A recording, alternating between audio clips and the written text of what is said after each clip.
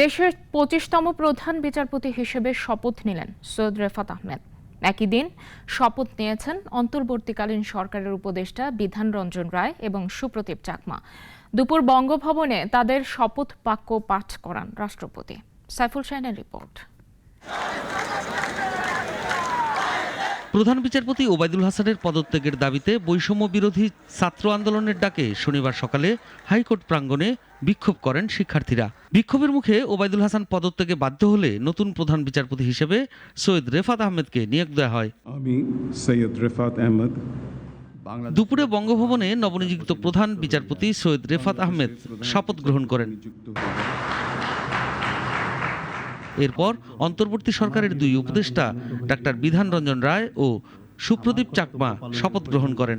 তাদের শপথ বাক্য পাঠ করান রাষ্ট্রপতি মোহাম্মদ শাহাবুদ্দিন। শহীদদের স্মরণে সকলকে দাঁড়িয়ে 1 মিনিট নীরবতা পালনের জন্য বিনীত। অনুষ্ঠানের শুরুতে বৈষম্য বিরোধী আন্দোলনে নিহতদের স্মরণে 1 মিনিট নীরবতা পালন করা হয়। নতুন করে দুই উপদেষ্টা শপথ গ্রহণ করায় এখন বাকি রয়েছেন শুধু ফারুকী আজম। যুক্তরাষ্ট্র থেকে আজ রোববার রাতে তার দেশে পৌঁছানোর কথা রয়েছে। তিনি সোমবার বা মঙ্গলবার শপথ নিতে পারেন। সাইফুল শাহিন, নাগরিক, ঢাকা।